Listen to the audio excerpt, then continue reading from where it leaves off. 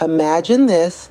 You're standing at the checkout lane with a cart full of groceries, but your card gets declined. Now, let's not just dwell on the embarrassment for a moment, but the reality of the situation.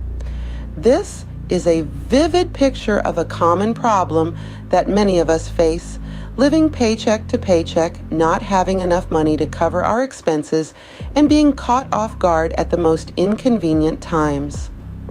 Let's take the story of Jane, for instance, a dedicated professional working in a corporate setup. She's diligent, focused, and loves her job, but she's also living from one paycheck to the next. Every month, she finds herself in a financial crunch, juggling her bills and having to sacrifice her wants and sometimes even her needs. She's not alone in this. A significant percentage of working professionals face this dilemma.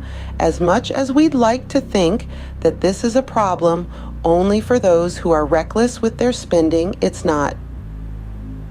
It's a pitfall that can trap anyone, regardless of how responsibly they manage their finances. Sometimes it's due to unforeseen emergencies or expenses that we didn't budget for. Sometimes it's due to our income not keeping pace with the rising cost of living. And other times it's because we simply don't earn enough to cover our basic necessities. Regardless of the reason, the result is the same. It's a stressful and frustrating cycle of never having enough, of constantly playing catch up with our bills, and of feeling like we're always on the brink of a financial disaster. But it doesn't have to be this way. There are strategies to break free from this cycle, to manage our money better, and to build a safety net for ourselves.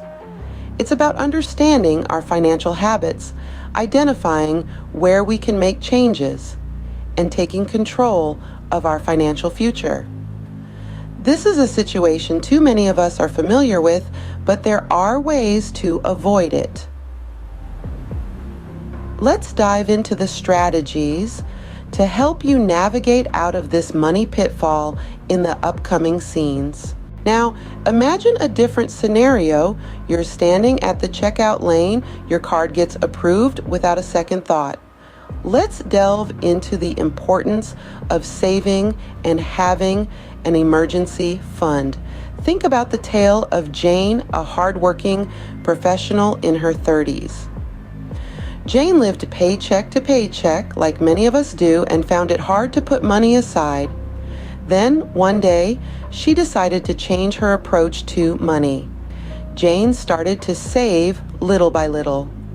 She started by putting away small amounts, as small as $5 a week. It didn't seem like much, but it added up. Jane gradually increased the amount she saved, and before she knew it, she had built an emergency fund. Now, why is this so important? Life, as we know it, is unpredictable. Sometimes unexpected events can throw a wrench into our financial plans.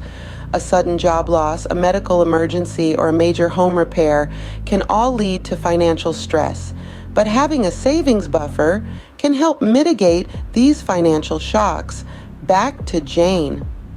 One day, she was faced with a substantial, unexpected medical bill. If this had happened before she started saving, Jane would have been in a bind.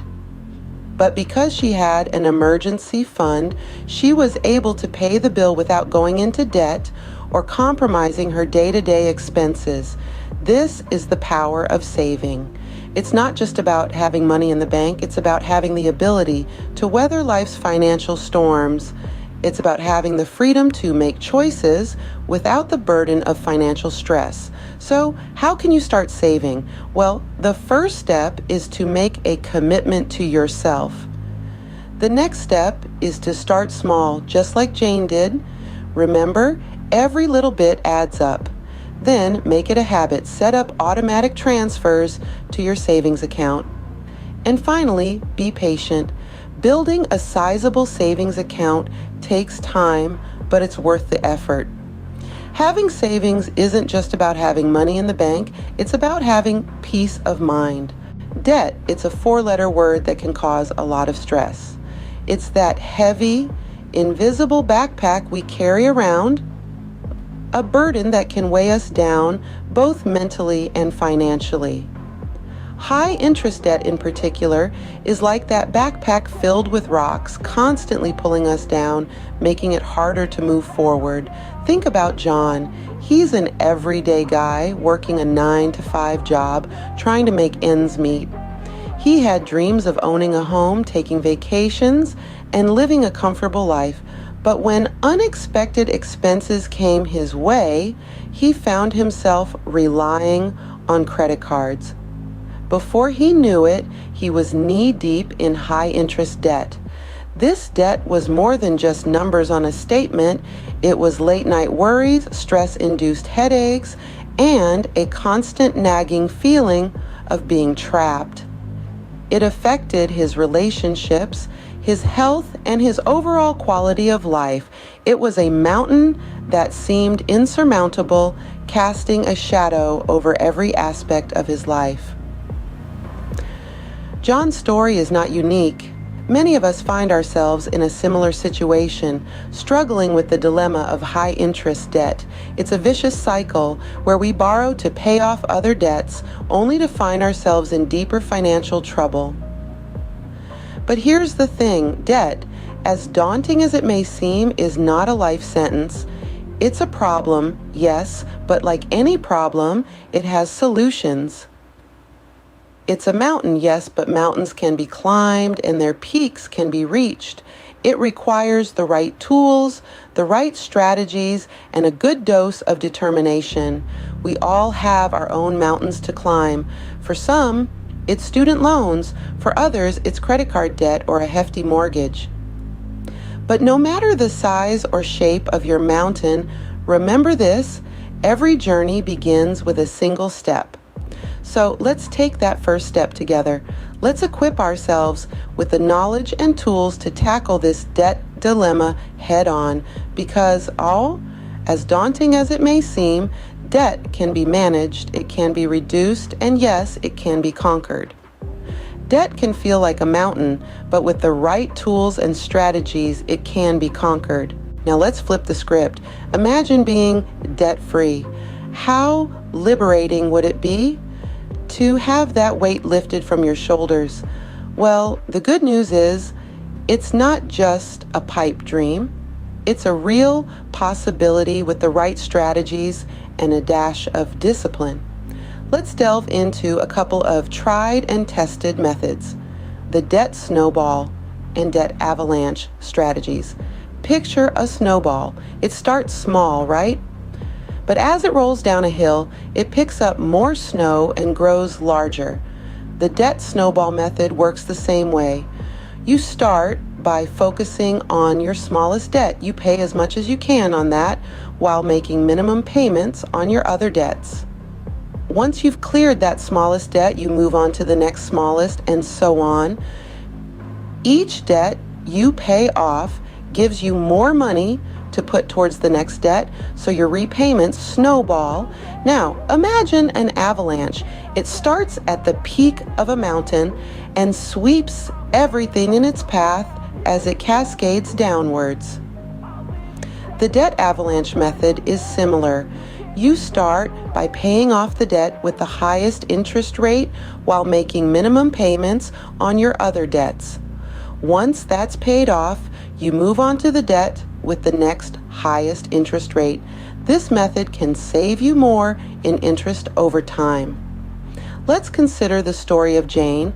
Jane had $10,000 of credit card debt spread across 4 cards. She felt overwhelmed, but she chose the debt snowball method because she wanted quick wins to keep her motivated. She started by paying off the card with the smallest balance while making minimum payments on the others. Each time she paid off a card, she felt a sense of accomplishment, and it spurred her on to tackle the next one. After 2 years, Jane was debt-free.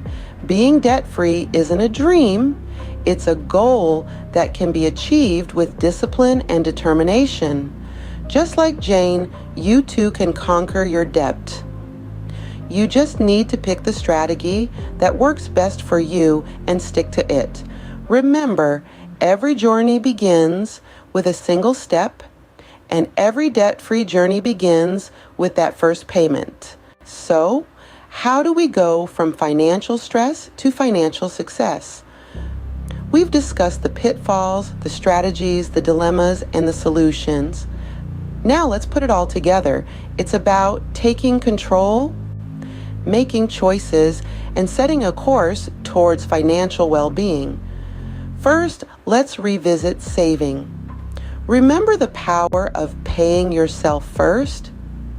By setting aside a portion of your income before spending on anything else, you're making a commitment to your future self. Whether it's 10%, 15%, or more, consistency is key. Try automating your savings to make it even easier. Next, let's talk about reducing debt.